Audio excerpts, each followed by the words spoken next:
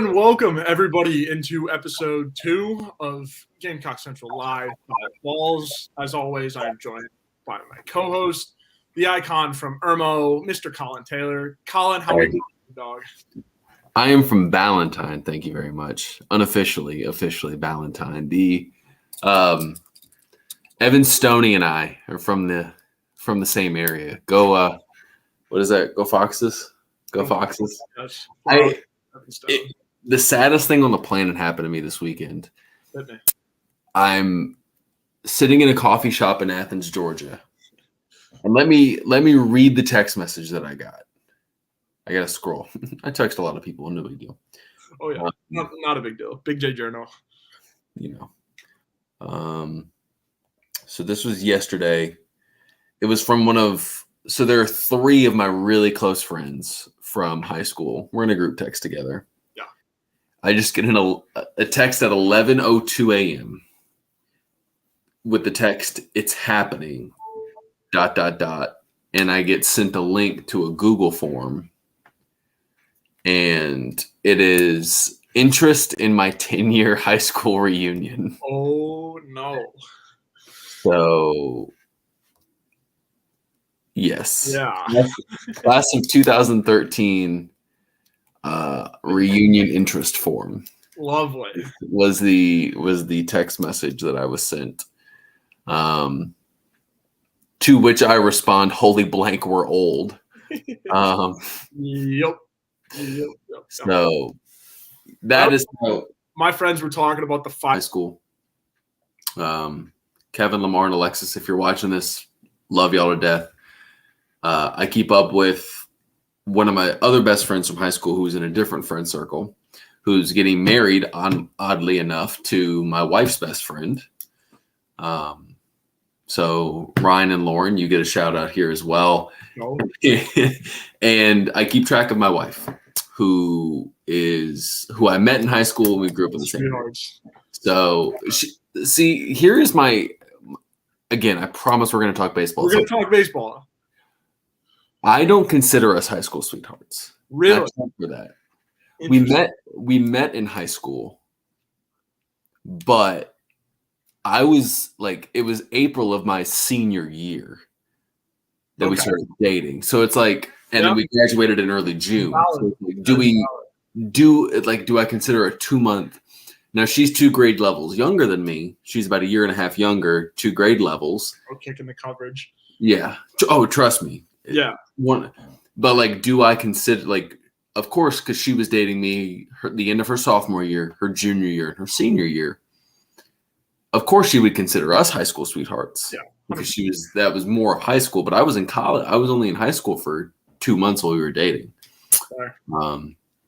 So, but it's been really cool. Yeah. What I will say about getting old is Michaela and I love you to death. We got to celebrate like the 10-year anniversary of our first date. Aww. April 4th will be 10 years of dating. So that's amazing. Awesome. I'm really excited about that as we get into our baseball topic at some point. We've been on the air for almost 5 minutes now. Haven't talked a lick of baseball, but yes, I feel old. You can see here what day is it? It's blending together at this point, this time of year. But as always, our show, I'm getting good at these ad reads. Oh, yeah. Our show is presented by Clint Hammond of the Mortgage Network. He is a fantastic Gamecock, somebody that if you're looking to sell your home, if you are looking to buy a home, I know, Michaela and I bought our home maybe almost 2 years ago now, and we know how stressful that process can be. So Clint is your guy that can help you out. You see his phone number. You see every piece of information you might need to contact Clint. You have right there. You have his NMLS number. He can help you out however you need. The title sponsor for everything Gamecock Central, you're going to see his name and number at the header of every single Gamecock Central live that we do. So contact Clint if you're wanting to sell your home, if you're wanting to buy a home. He can help you through what is an incredibly stressful process at times. And all we ask you to do is help the people that want to help us. And Clint helps us tremendously and is a great Gamecock to go along with it. So keep him in mind as you start this process, whatever your process looks like. And he'd be more than happy to lend a hand however he can. Yeah, absolutely. That is our guy, Clint Hammond, title sponsor, and his number is up here. Yeah, you're going to see. Absolutely. We love our guy, Clint Hammond. He's the best. The best. So as we move on from, as I gulp and say 10-year high school reunion, to, by the way, do you, it's different in college, but do you still hang out with, friends from high school? Oh, yeah. When I was home, I shout out one of my good friends, John Brock, and then I've got a couple other guys that, we'll go bowling. I love how we're maturing, Collyn.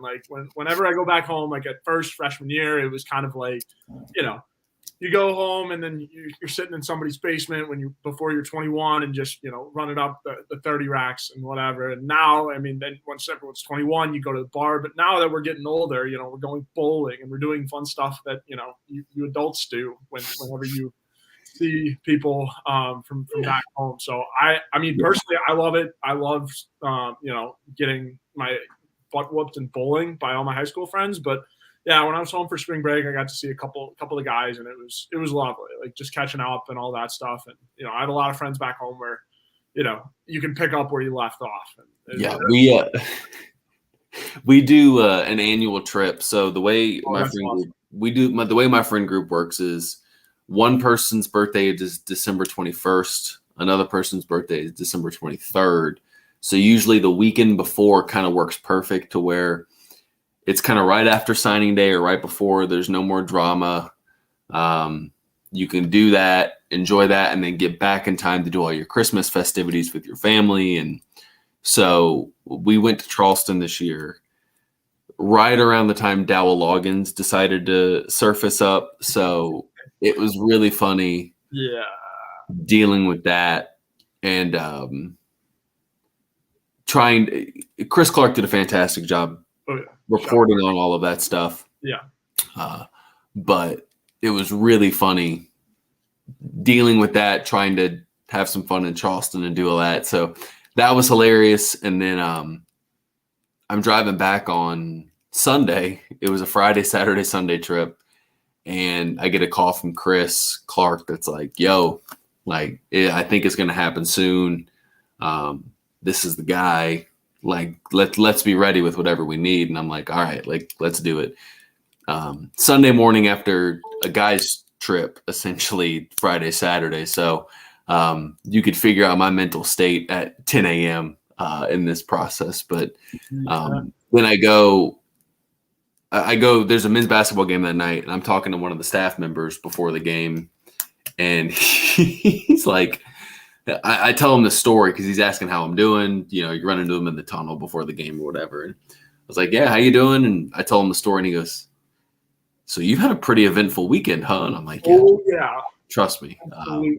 But me and my friends from high school, we're just waiting until we get, actual big boy money, real job money. We have a pact once we get out of college that we're going to go on golf trips once we have, big boy money to save up and actually do that. My foursome that me and the boys can play.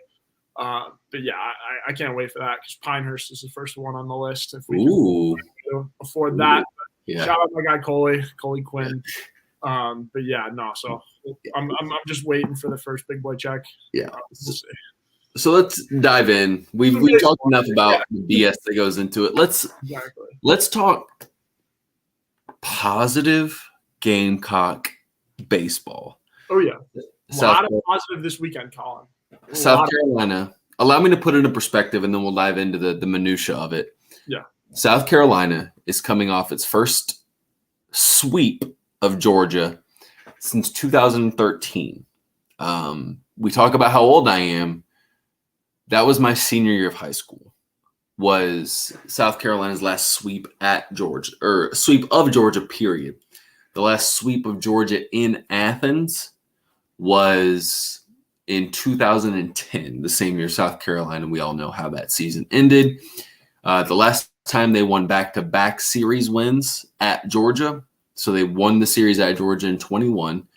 And then obviously won this year. The last time they won consecutive road series at Georgia, 2000 and 2002 were the last times that happened. And I believe in 2002, they did it at the end of the year to clinch the SEC regular season title. There's a great story that I wrote for Gamecock Central about that 2000 team. Encourage y'all to read it. But South Carolina now 20-1. Its best start, pretty okay. Its best start since that 2000 year, where they started the year, I believe, 21-0. Which you can argue that 2000 team, that was the best regular season in program history. Obviously ended with the Game 3 loss in the College World Series, or not the College World Series, the Super Regional to ULL. But you're talking about a team right now that's on just one hell of a heater. Everything, we talked even before the season, this is one of those things where if everything hits right, if everything goes the way you expect it to go, this is a top 10 team. Oh, yeah. This is a team that can contend for a top 16 seed, a top 8 seed. And so far, through the first 5 weeks of the year, now granted, there's 9 more weeks to go, everything's hitting, and you're seeing that. South Carolina ranked in 11th by D1 Baseball, 14th by Baseball America. They're up 5 spots in both. They're number 2 in the RPI, and I'll caution against paying attention too heavily to the RPI right now. You're still a couple weeks away from that really, really mattering, but you're number 2 in that right now. 8-1 in the first 2 quadrants, and you're playing, I would argue that top to bottom, pitching to defense to hitting, this was literally the best weekend of your season so far, top to bottom. Yeah, absolutely. I mean, what a way to open up SEC play as I, ran downstairs and grabbed the broom because I forgot to grab my prop before the show started. But, I mean, yeah, no better way to start off SEC play. Again, we talked about it last week, Collyn, that this team, one of the biggest concerns going into this year was, are they going to be able to battle back in games where they're behind? And I mean, we saw that. And I think, especially in game 1, to be able to do that in the 9th inning, shout out to Michael Braswell, the man, the myth, the legend. I mean, I think, all props to him to be able to come off the bench like that.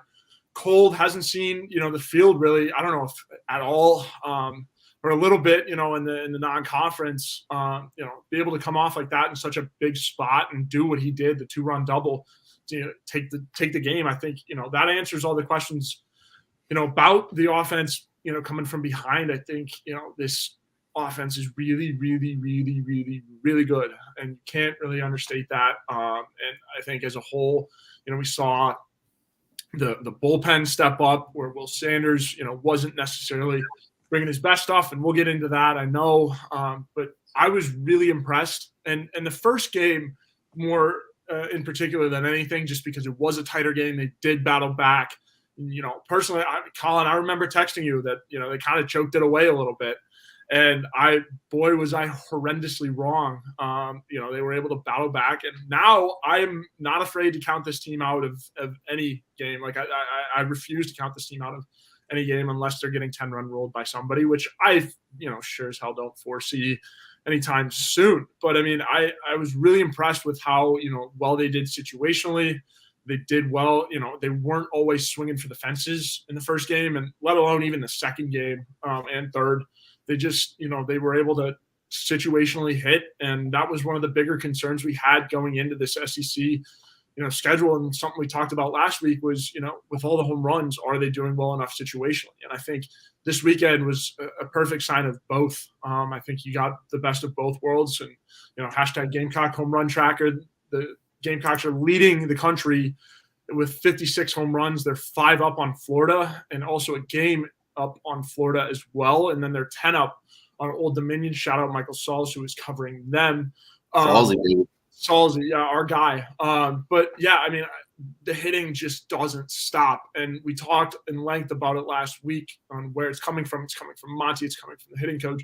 Like it's coming from everywhere. And there's so many more bats in this lineup. It's ridiculous, Collyn. Like this lineup is loaded with talent. And I mean, I really can't find any complaints from the weekend. I mean, obviously going into, the late innings on the first game on Saturday, I was going to say, you could complain about the situational hitting, but then Michael Braswell comes up in the clutchest of spots and does what he does. And, I think it was something I was worried about was the clutch factor in the hitting when there are guys on base, runners on base. And I think this weekend kind of squashed that. And not all of their runs in the next two games came by home run either.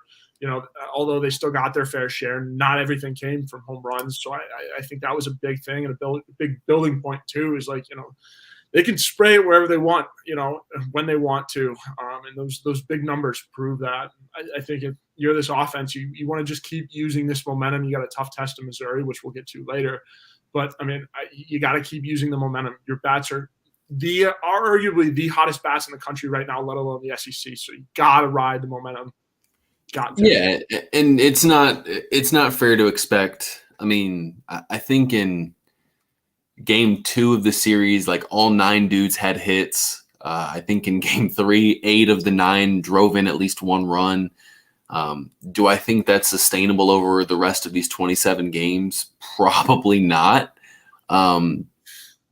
But what you're impressed with is the quality of at bat. Yeah, you're impressed with the ability to work pitches. I mean, hell, you got Liam Sullivan out in 3 1/3. You're talking about a dude that's came into this giving up 1 earned run in 4 starts and had a ton of strikeouts and didn't walk a ton of people. And for you to work the count and for you to get him out and tag him for, I think it was 5 earned runs, 6 earned runs. I don't have the box score right in front of me, but that's what you want. In South Carolina, the bugaboo early was, and even Monty Lee said it, like, we need to be better situationally. We need to be better with runners on. We need to be better with runners in scoring position. And it's 1 series. It's 3 games. It's not a complete sample size. And you still have LSU on the schedule. You got a Missouri team that's playing pretty well right now. You got Florida, you got Vanderbilt, you got a ton in Arkansas late. You have a ton of really good games, but you passed the first test. South Carolina hits 16 of 49, almost 327 with runners on base. You go, I guess, 14 of 37 in your final 2 games. You go 11 of 36, which is 306. With runners in scoring position. And you go 9 of 26 over the final 2 games. So this is an offense right now that's situationally hitting pretty well. And like, that's what you want. You're taking really good at bats. And, that Saturday game, the 12-2 game, you got so much production from the bottom of your lineup, which you just didn't get last year. If you're South Carolina, last year it was Brant Belk in the leadoff spot, Braylon Wimmer, Andrew Weister, and then Josiah Seitler. And then after that, it was like, oh, well, if we get something from the bottom of like the final 5 hitters, whatever. You're talking about the bottom of that lineup giving you quality at bat after quality at bat. And,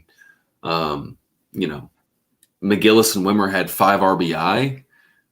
Petrie had 5 RBI himself, and we'll get to Ethan Petrie. But the bottom of that order, for the top of the order to have those RBI opportunities, the bottom of the order has to get on base.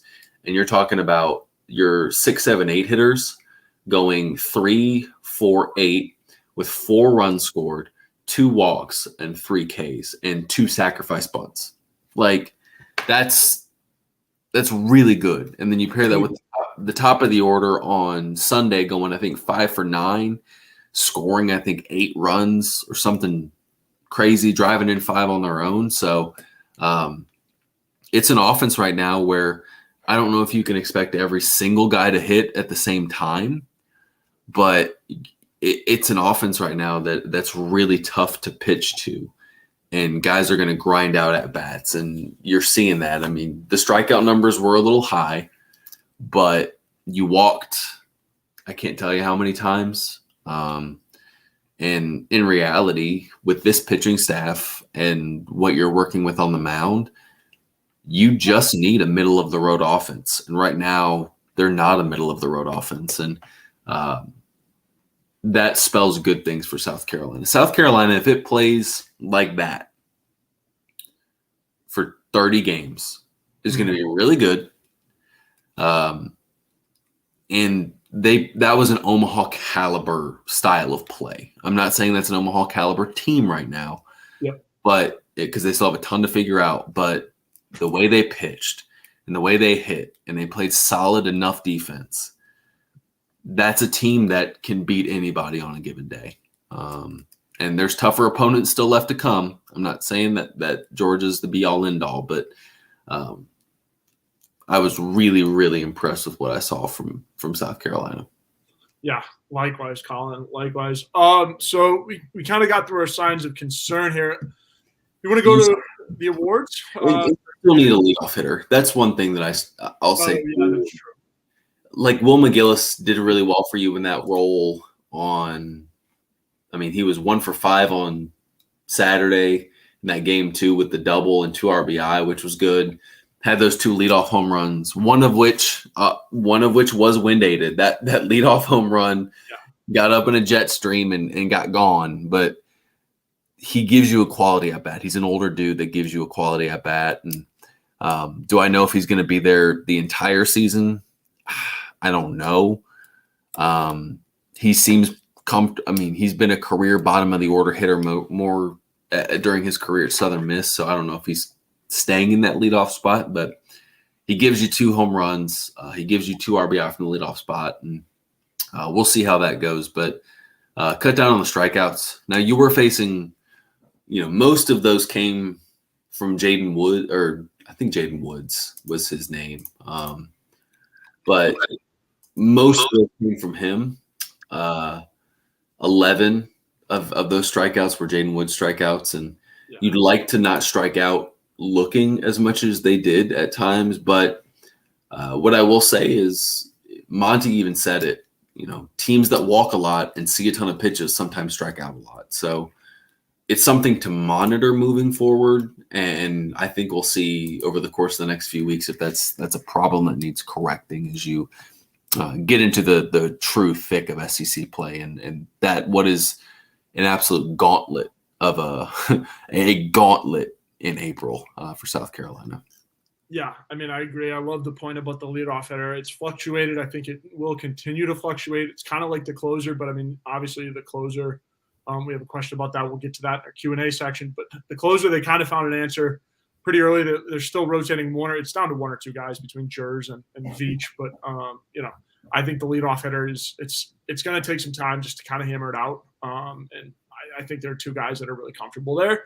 That being Petrie and obviously McGillis, the 2 guys. But I don't know. I think minus the leadoff hitter, the strikeouts. Obviously, it's something you got to watch. But when you're putting up 12, some odd runs a game, can't really complain about it too much. Obviously, it's something to watch. But if you're putting up runs, it kind of, winning heals all, Collyn. So it's easier to fix and it's easier to take. Exactly. If you're South Carolina, you stick to your approach. And if you strike out, that's what Monty's talked about, Monty Lee. And he's like, you see those really good walk teams. And sometimes they do strike out a lot. And South Carolina walked 18 times over 23 innings this weekend. So one of those where yes, you're going to strike out, but you're also walking at a good clip too. South Carolina got on base in 44.7% of their plate appearances this weekend. So you take that. but you'd like to see those strikeout numbers decrease a little bit as you get into the throes of SEC play. Yeah, absolutely. So as we move forward, because we'll talk about pitching next, but before we leave, hitter of the series, Intern Joe, what do you got? Yeah, so my hitter of the series, my main hitter of the series is Gavin Casas. He had pretty big numbers on Sunday, and then also definitely did his part in the doubleheader on Saturday. I think going into Saturday they knew he was a bigger bat in the lineup, and you saw better pitching, but it just took Gavin a little bit to warm up. Is my thing, and he did pretty well situationally. He finished the weekend with 3 hits, 2 home runs, 3 RBIs. 4 walks and 3 strikeouts. I think the 4 walks is something to look at too. Yeah, that's what I was going to say about Gavin. Yeah, it's the biggest thing for me, just because it shows you, even though he's striking out 3 times, he's also getting on base. And when teams are going to try to pitch around him, Gavin knows where his strike zone is. Gavin knows when to take a pitch, and I think that's something he's really improved on as the year's gone on. It's something we've seen, and he kind of struggled with strikeouts early. He was either striking out or hitting, but he's done a lot better job of walking. And then I guess my secondary MVP, it's short. We talked about him earlier, is Michael Braswell. Again, I wanted to give him his flowers once again because it's he's a guy that not a lot of people were talking about last season. The freshman coming in, starting at shortstop and all that, and then coming into this year, it's where's Braz? What's he doing? Why is he on the bench? And it is because this team is so loaded. But I mean, Braswell, he got into that situation on Saturday, down by 2 or down by 1 run with 2 guys on and doubled down the line. I think it was clutch. And he definitely proved his worth and showed everyone that he's still here. It's not like he's fading off into the sunset and possibly transferring at the end of the year or anything like that. He answered all the doubters, and again, I wanted to give him his flowers again because it was really, really, really, really clutch hitting from Braz. And I mean, he was again the main reason why they were able to complete the sweep and save that first game. Yeah, and what I'll say about Gavin Casas is when you have those left-handed power hitters, it's so easy for them to fall in the trap of, I got to hit everything. I got to swing at everything. And you see a lot of those lefties strike out a ton. You see them with holes in their swings and struggling to understand the strike zone. And with Gavin, 4 walks to 3 strikeouts this weekend, he got on base at a 643 clip. That's what you want. He's going to hit home runs, but when he's not hitting home runs, can he walk? Can he get on base and set the table for Cole Messina, for Talmadge LeCroy, for Ethan Petrie, who is my hitter, my offensive player of the week. Petrie slashed 500, 500, and 1250 with 3 of his 6 hits being home runs, driving in 7 RBI, and he struck out twice, which obviously you like to see decrease because you don't like strikeouts in general. But the question always becomes, if you're a freshman and you've gotten off to this great start and all this, is it just a byproduct of you being really good, or is it facing low-level pitching? And while Ethan Petrie still has the LSUs, the Floridas, the et ceteras to face, he passed the first test.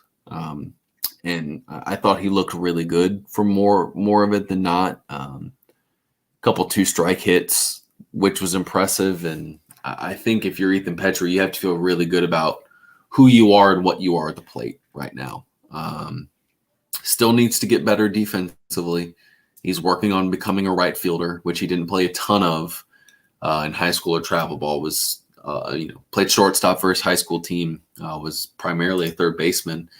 So he's still getting used to playing right field at the collegiate level, but his bat has been the biggest surprise through the first 5 weeks of the season, and got to give the guys due. And my honorable mention, Will McGillis, a dude that hit 500, got on base at a 643 clip, had 2 bombs, 4 walks to no strikeouts. a guy that just gives you more often than not a good at bat. He might not hit for a super high average, but you're going to get quality from him, and walked 4 times, which is what you want, and gave you 2 leadoff bombs at the leadoff spot. So good for him, and that's what you need if you're South Carolina. You brought him in to be a veteran bat, and he's been that through the first 5 weeks of the season. Yeah, absolutely. I mean, obviously, we saw what Petrie did, freshman of the week. And Will McGillis, too, another guy. Willis, it's finally catching on Twitter, that nickname that I bestowed onto him. I think it's because, I mean, what you talking about, Willis? I mean, obviously, everyone knows the line from the show and whatever, and the fact that his last name is McGillis. It's got the I, you guys can put it together. South Carolina athletics intern, Will McGillis. Yeah, absolutely. Like he's a dog. And so I love, your 2 MVPs, Collyn. I couldn't have said it better than myself. And obviously too, I wanted to steer in the direction that, you didn't go because you took the 2 best players, and then I had to, but in Costas too. If you hadn't, if I didn't pick, I got to fill it. You filled it out first last time. I get to fill it out first this time. Oh, absolutely. If you had picked Petrie or McGillis, I probably would have gone Costas. Just take the home runs out of it. He got on bases, 643 clip. Mm-hmm. Big bat in the middle of that order, and So as we transition now, South Carolina's pitching is really good, and we should probably talk about the fact that South Carolina's pitching is really, really good. Joe, take it away with what you want to say about what you saw on the mound from the 3 Gamecock starters and only the 3 bullpen arms they had to use the entire weekend. It was really, really, really, really, really, really, really, really, really good, Collyn. The pitching, and we talked about it last week too. When you have the 3-headed monster that they do, that's starting the weekend, it's unreal. And to have 3 guys to be able to come out of the bullpen is also nuts. Like it shows your starters are locking guys down. They're going long into games too. When you only need 3 guys to come out of the bullpen, your starters are going long. And I mean, if you want to find an area to complain about, it's Will Sanders, and we'll get there. We'll talk about that. But, Noah Hall and Jack Mahoney were nails, man. Like, Mahoney allowed 1 run, I believe, and I don't even know. That wasn't even credited to him, was it? Yeah, no, it was, because he gave up that home run. So, yeah, that's right. Those 2 combined to pitch 13 innings, gave up 13 hits, walked 1, struck out 11, and gave up 3 total runs. Yeah. I mean, that's as your Saturday and Sunday guys. Like, that's really good.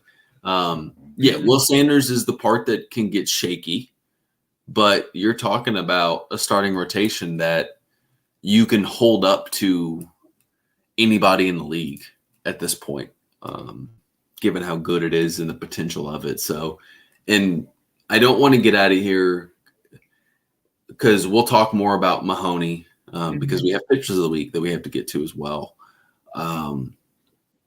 But what I want to say before we get into what we want to talk about with Will Sanders, Noah Hall, and I wrote about it today on Gamecock Central. Noah Hall might be the most important pitcher on the staff. It's not because statistically, yes, he's the best starting pitcher at this point through the first 5 weeks of the season. He gives you so much length. I think he's pitched into the 6th or at least 6 innings in 3 of his 5 starts. Has gotten almost to the 6th in 4 of his 5. So he gives you length. He does. And he can give you 6-7 innings. Sanders has done the same thing, even though his numbers are not great.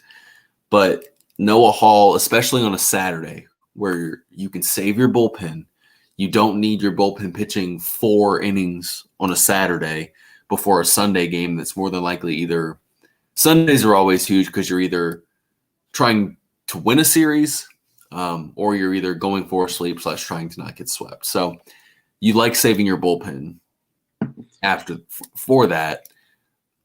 But if you're South Carolina, you get so much length from Will Sanders Noah Hall, Yep. that you don't have to worry about that as much as you would maybe in other years. You have a guy that can give you, 6 innings at the drop of a hat. And Noah Hall gives you that while also being incredibly productive at the same time. And he's just a tremendous college pitcher. And I think he's just been so good. And I'll give a lot of flowers. We'll talk about Mahoney here in a little bit. But I got to give some flowers to James Hicks. You're a dude that came in needing 1 out in a really tense game. And you found a way to get that 1 out on a really weak ground ball to second base, and then you pitch a clean 7th inning on Sunday. It's not that, but more so the fact that you did it on back-to-back days after you threw a ton of pitches on Saturday warming up to come back. He's still only about a year removed from Tommy John surgery. To come back on consecutive days and do what you did was really impressive. And what I will say, too, is Michael Braswell's and Braylon Wimmer made 2 fantastic defensive plays in the 9th inning of that game on Saturday in game 1 that need to be talked about more, because those were really good defensive plays that saved the tying run from scoring. And that was really impressive. But James Hicks was really good, has been kind of a godsend for this bullpen. I agree. And I will be very interested to see what that looks like as they move forward, because you have 4 guys that could start for you on a weekend right now with Mooney, with Hall, with Sanders, obviously, and then Hicks and maybe, Jerson Beck at his best. So huge props to South Carolina's pitching staff against a Georgia team that was putting up gaudy numbers through the first 17 games or however many they played going into this. So really impressed. It was supposed to be the strength of this team, and you saw why down there in Athens, which can be kind of a launching pad if you're an offensive team. Yeah, and I like that you brought up Hicks because, again, we talked about it last week. This staff has a lot of guys that could be starters, right? Mm-hmm. The potential and the fact that they have, the 3 weekend guys, the three-headed monster that you have on the weekend that's pretty solidified as it is. I mean, you're going to have guys that, especially last year, he started a bunch of games. He was your game 2 starter. Exactly. He was your game 2 starter. Exactly. So, and to have, Hicks come out and produce like he has been, especially out of the bullpen, it's hard to do because especially like last year when you're preparing like a starter and to have that role change up, and naturally, I mean, as the years go on, you're supposed to, move up in the lineup and stuff like that and whatnot. But Hicks has done a great job at reframing his mind and reframing his role too. Like that's one of the hardest things to do in sports is when, you have to reframe your role, reframe your job and, kind of tone it back a little bit. And Hicks has done all that and more. And he's been such a big piece for this bullpen. I mean, we can't really understate it. And being able to get that one last out, I think it was huge because we did see Jers struggle just a little bit. And that's kind of the first sign of weakness that we've seen from him this season. But I agree, Collyn. James Hicks was nails in this series. And we'll move on after this to our pitchers of the thing. But South Carolina as a team, you win, you pitch well when you throw strikes and play the odds. More often than not, a guy's not going to hit a home run. South Carolina threw 69.7% of their pitches for strikes, which is elite level strike throwing. And when you have enough movement on it and spin on it that Hicks and Mahoney and to a degree Will Sanders and Hall, especially when you have that level of movement on it, guys aren't going to be able to they're not going to be able to string together big inning after big inning against you. And that's been really impressive to see from South Carolina, just the strike throwing ability of them. And that bullpen's been really good all season. Not just in SEC play, obviously. I don't think the bullpen didn't allow a run, period, in SEC play. But you're talking about a bullpen right now, because I keep track of all these numbers. South Carolina's bullpen's thrown 73.1 innings this year. They have given up an ERA of 2.3, with a batting average against of 161 and a whip of 0.914, with only 6 of your 25 inherited runners scoring. Good. That's elite, man. That wins you baseball games. And 67.5% of their pitches have gone for strikes. I mean, that's level stuff. Yeah. So as we say that, Intern Joe, who is your pitcher of the weekend? Collyn, my pitcher of the weekend is Noah Hall. He was nails in game 2 on Saturday. Outdueled Liam Sullivan, who had stupid numbers coming into this. Yeah. Noah Hall is my guy. Once again, being the Noah Hall that we've come to know and love. He's just elite, man. He's shoving his best stuff, and it seems like he gets better and better every weekend. I mean, to be honest, and to see what he did at the start of SEC play against a team like Georgia, who would, we heard, Palmer talk about it a lot, just about how many runs that Georgia team had been putting up. For him to go out there and do that in game 2, it's just, you really can't underestimate how impactful it is. Like we talked about at the top of the segment, like to have a guy like that that's going to go that long for, throw that many strikeouts. And I mean, Collyn, one number that sticks out to me about, Noah Hall's line, which was, on Saturday, it was 7 innings pitched, 7 hits, 2 runs, 2 earned, 2 of them earned, and 5 strikeouts. The number on that line that sticks out to me that I didn't mention is 0 base on balls. So 0 walks. And that is something. He's not backing down from hitters. He is saying, come at me, like come and get it, because he can't touch it. And I like that. And I feel like Noah Hall's always been like that, the kind of guy that is, you can't touch his stuff. And he's always always been like that. I kind of compare him to what Jerzenbeck is showing now, like kind of, come and get it, try to hit it. This is my stuff. Yes. It's going to move, and there's so much spin on it, and the velocity to go with it, hit it. And they really can't. Yeah. Because his fastball moves, his changeup has so much spin on it, his fastball has so much spin on it. It's just hard to see, and it's hard to really, that's the spin on his changeup is insane. And you're talking about him and Kate Austin is probably your 2 best changeups on this staff. And that's impressive. And I will give, because we do need to move on. Yeah. Hicks gets one of my honorable mentions. Hicks is an honorable mention just because he did it on back-to-back days and comes in and saves that game on Friday. Jack Mahoney, man, like 6 innings, 6 hits, 6 Ks, 1 walk. You give up 1 run on a mistake pitch that the dude just hammers out. A good hitter, that's going to happen sometimes, but I think it was lost on people that was his first start on the road. It was his first SEC start.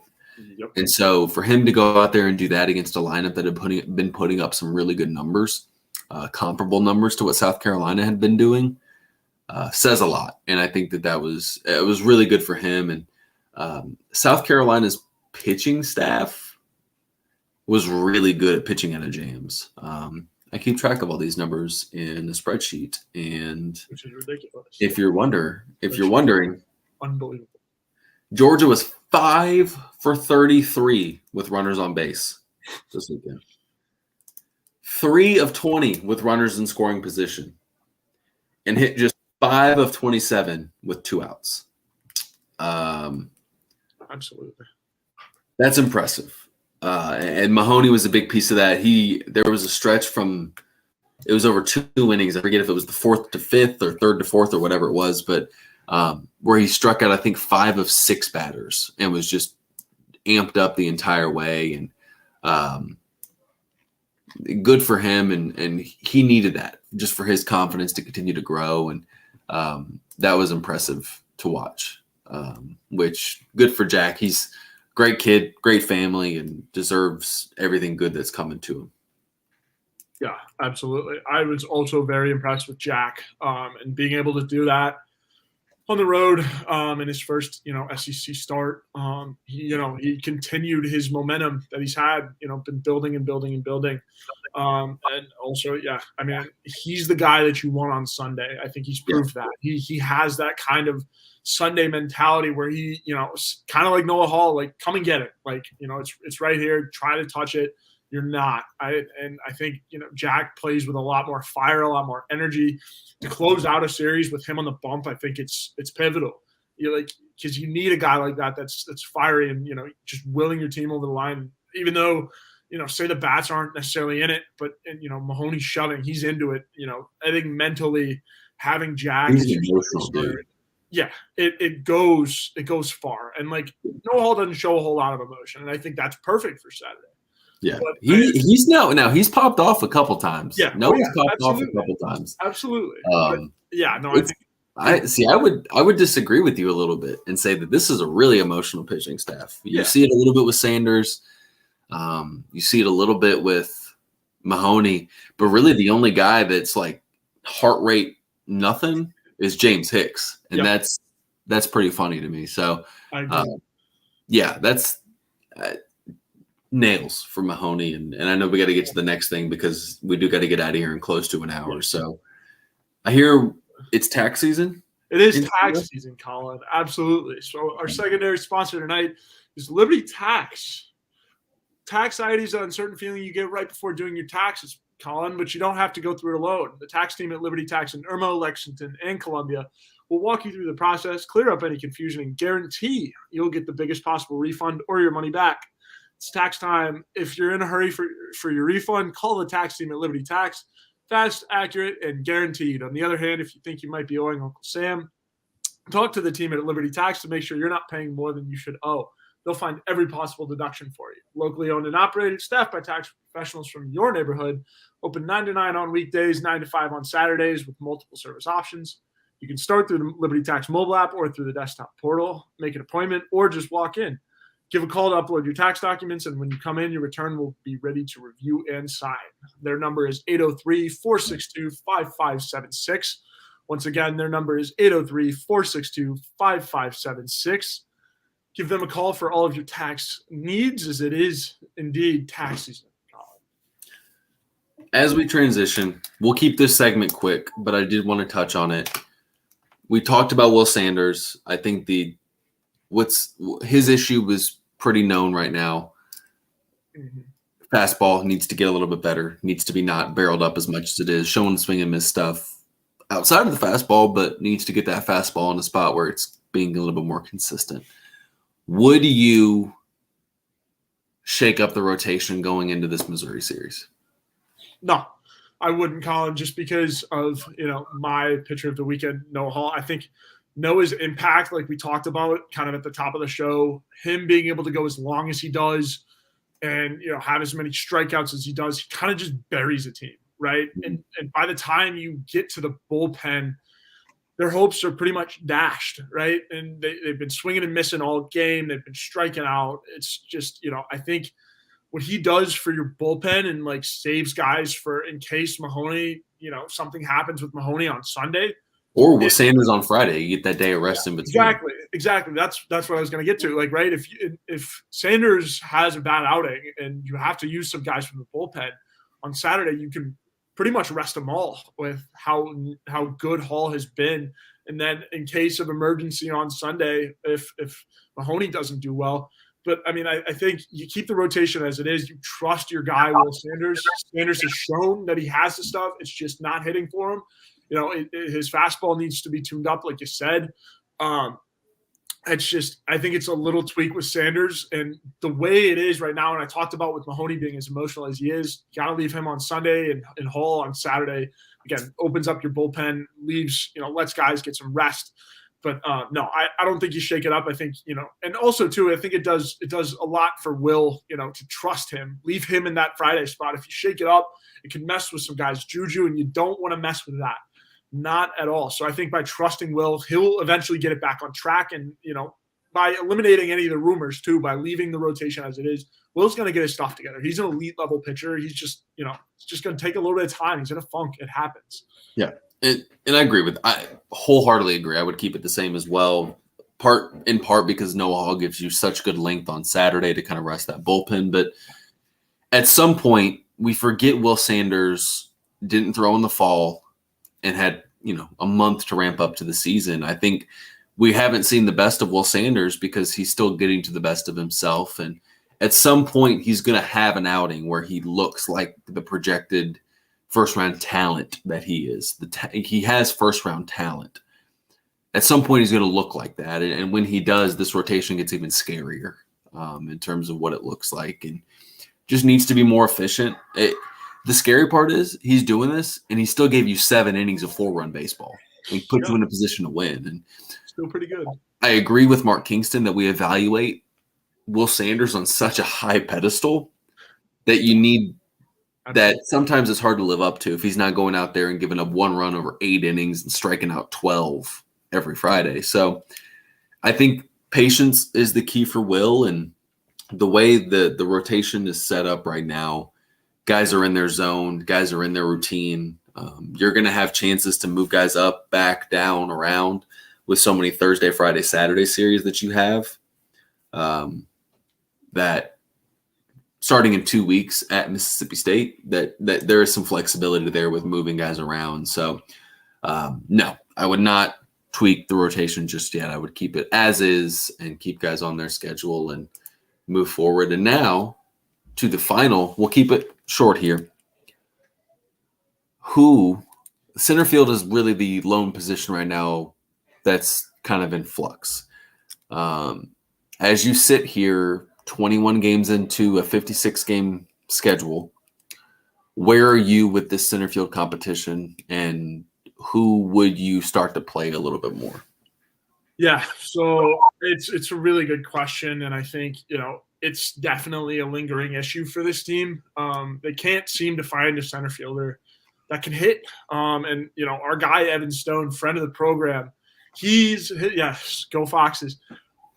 His glove is elite. Like it's nothing like we've ever seen, or at least I've ever seen in South Carolina for my short time covering this baseball program. I mean, it's elite. It's next to none. But I mean, Evan unfortunately has not been hitting well at all. He's been in a slump. He's admitted it, and we're trying to get him out of it. You're trying to find any way to, get his head out of it. But I'm not really sure, what's going on with that. But I mean, you look at a guy. The next option up was Dylan Brewer, and I mean, this year he's doing better at the plate. He's been okay, and it's not. But he was 0-for-3 this weekend with 3 strikeouts. Yeah, exactly. And I mean, it's obviously Stoney, hasn't been hitting. Like that's the big thing with Stone. That's why he's not in the lineup right now. It's because he can't hit the ball. Yeah. But then you bring a guy like Brewer in, and he has that mammoth home run, and you're thinking, oh yeah, this is the guy. He can do that, yeah. And he's left-handed bat, and that gives you no left-handed guy in there. But I mean, I don't know. I think if you base it defensively, you got to have Stone in there. But I mean, we haven't even seen Tippett. The next option. He played decently well this weekend in Athens, and was 2 for 6 with an RBI single, scored 3 runs, walked once, struck out once. There are going to be times where he gets fooled by SEC pitching because he's a freshman, and that's just going to happen. But he's a switch hitter, and I like what you get at the bottom of the lineup with his flexibility, and he's pretty dynamic and a piece that you can really use there. And I agree with you, by the way. If Evan Stone just had that average better, he's such an elite defender that if he was hitting at any high level right now, I think he'd be your starting center fielder, but he's just not right now. I mean, he's 4 for 29 to start the year with 13 strikeouts. And here's the thing, though, with Stone, he's getting on base at a 432 clip. Yeah. He's walked 10 times. He's gotten hit by 10 pitches. He gets on base. His average is just not good. So if he gets that average up and the on-base percentage stays where it is, that's a productive 9-hole hitter for you. But until then, I think you're going to see Tippett start to play in that center field spot. And they're really high on him. That staff is incredibly high on Tip and what he can bring to this program and just the versatility he gives you. And if you get production from him, I think you feel pretty good about that 9-hole moving forward between him, Stone, or maybe even a Brewer. Yeah, and I think going into this weekend, obviously you want a consistent lineup going into SEC play when you start to face the Tennessees and Vanderbilts of the world and Floridas of the world. And I think going into this weekend, it was assumed that Brewer would kind of be the guy. And then, he struggled as he did, and then you saw Tippett step up. But I think, when I had been talking to my friends who follow the program and stuff like that, we had all but assumed that, the spot was all locked in for Brewer. But now with Brewer's struggles, I think it's opened it up to a game between all three of those guys. And I think, Tippett, his bat's been good, but I mean, we saw it with Brewer, right? Brewer was slashing pretty well, coming into this weekend. Then he decides to, go 0 for 3 with 3 strikeouts, right? And just, he didn't do as well on the plate. So I think it's anybody's game, really. And you want to have a consistent center fielder. So, I mean, going into the Vandies, the Floridas and whatnot. So I think, eventually they're going to decide on a guy. As of now, Tippett's the leader in the clubhouse, followed by Brewer. But you also can't ignore Stoney's glove. And I think he does get a couple more chances, as does Brewer and whatnot. But as of now, it's Tippett's job to lose so far. Yeah, and it's going to go on forever until somebody separates themselves and solidifies that job. And you just got to find a way to get some consistency in that 9-hole. And if you do, then this lineup becomes that much longer, that deeper, and you got a chance to do some things with it. So.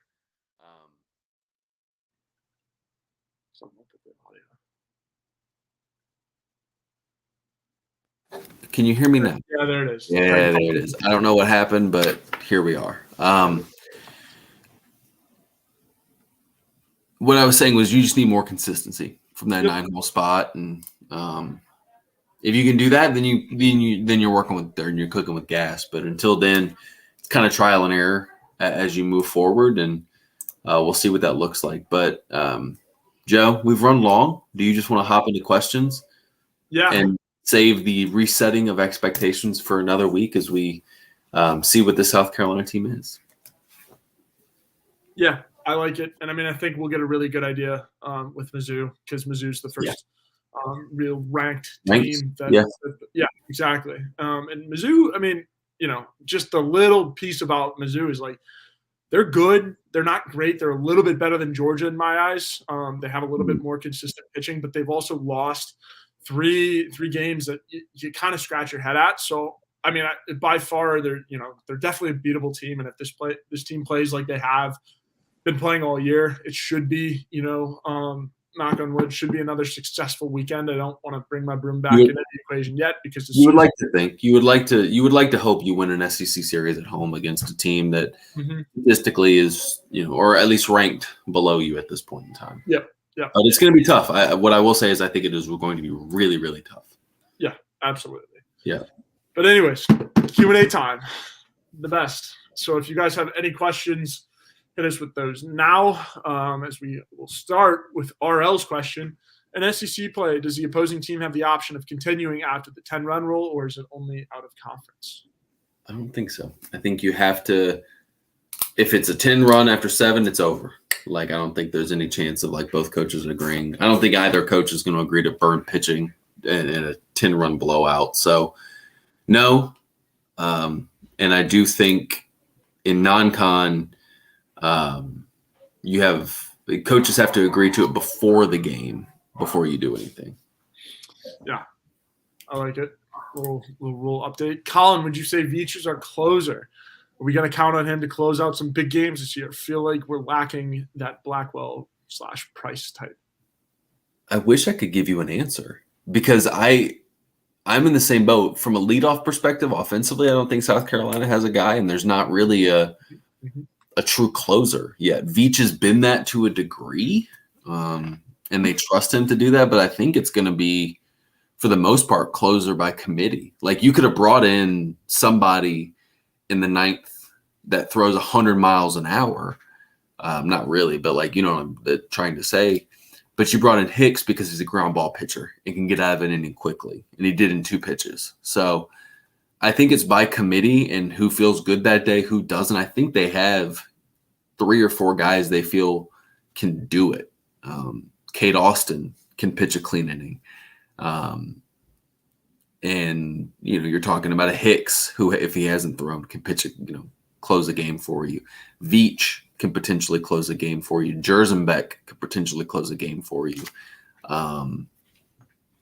But, Becker might have been that guy, but he's struggled with walks through the first couple times he's been out there. And if he can figure that out, then he can close games for you from the left side. He's done that. He did that against Penn. So I wouldn't say Veach is like your surefire, you need 3 outs in the 9th inning up 2 with 2, 3, 4 due up. I don't think that's the case yet. He's not the surefire guy, but I think he and about 2 or 3 other guys are in that conversation to be your closer. And I think it'll be by committee for most of the season. Yeah, I agree with that take. I like the by committee thing because we've seen Jers come in and do it. And Jers struggled a little bit this weekend, but he's also proved that he can be locked down starting on Tuesday, which I'm excited to see. Yes. It's always fun when we get a Jers Day. Yes, happy Jers Day. Yes, happy Jers Day indeed. Another question from RL. Appreciate the donation. Would you rather be half your height or double your weight? CT, take it away. I got to think about this. Ooh, let's see. I'm 6'2", so. You got a little bit, yeah. So I'm 74 inches tall. Mm-hmm. If I'm doing my math correct. Divide that by 2. That would make me 3'1". Yeah.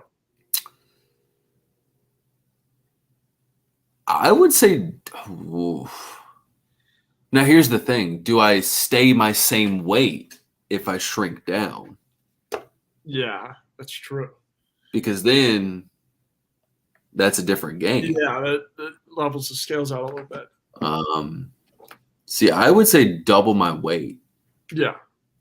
I'm going to say the same thing because, if obviously, right now I'm not in shape. I haven't hit the gym as much. That's why I'm woefully out of shape right now. Yeah, exactly. But when I am in shape, I can get it down to a good amount to where I'd feel comfortable doubling my weight. Yeah. But obviously, when I'm out of shape, it's closer. But I don't know. I think, I'd have to be half my height when I'm out of shape, but double my weight when I'm in shape. Yeah. Because again, I can get it down to a pretty good amount. And if I'm athletic, double my weight, then perfect. But next question from Miss Taylor: which SEC team can give the Gamecocks the most of a challenge? LSU. They're really freaking good. They are they're national championship good. If South Carolina at its apex is Omaha good, I think LSU is like a national champion good early, this early in the season. So LSU, Florida, Vanderbilt, they got Arkansas late. I think those are your 4 that you look at and say those are the toughest of the 4 series we got coming up. Yeah, I agree. And if I want to be different, I'm going to say either Vanderbilt or Arkansas. Yeah, Florida's impressive. I know Florida's good, second in the country in home runs. My thing with Florida though is they give up a lot of runs too. They score a lot. They give up a lot of runs as well. Yeah. So, and I don't know if Langford's going to be available. Yeah, that's true. For that series, so we'll see what that looks like. But LSU's overwhelmingly good, and that's gosh, they're so good. Yeah, so good. An update from RL if you shrink your weight. So yeah, I'm definitely, if I'm out of shape as I am right now, I'm definitely going half my height. I don't know. Yeah. Why. See, now if the weight shrinks too, I'll go half my height. Yeah, that's what. Yeah, exactly. Yeah, easy. But, all right, that is everything from us here on GC Live Fowl Balls. Thank you everyone for tuning in. We will see you all next week. To recap, a top 25 series at Founders Park. I love it. I love high-level baseball, and I can't wait. I will be out there, not in the press boxes. Our man CT will be, but if you see me out there, say hey. Yeah, I love ranked teams playing, and there's nothing better than Friday night at Founders, ready to go. It's unlike any atmosphere I've been a part of. Unlike anything. I agree. Top 25 series, baby. Let's do it. It's gonna be fun. And Let's do it. I love it when I'm with some friends and people say they love the show. They really. But anyway, if you see us in public, come say hey. Yes, exactly. Please do. I love to talk to people, as I'm sure you guys can imagine with my outgoing self. But yeah, I talk too much anyway, so come and talk. Exactly. That's what they say about us journalism kids, Collyn. We got talked too much on the report card growing up. Yeah, very much so. Yes, but absolutely. Thank you, everyone, for tuning in. We will see you again next week, and we'll keep you posted on the next episode of The Hard Foul with the women's team doing women's team. And men's basketball nose diving into the transfer portal. Yes, exactly. It's going to be exciting. It's going to be a whole lot of fun. See you all next week to recap the Mizzou series.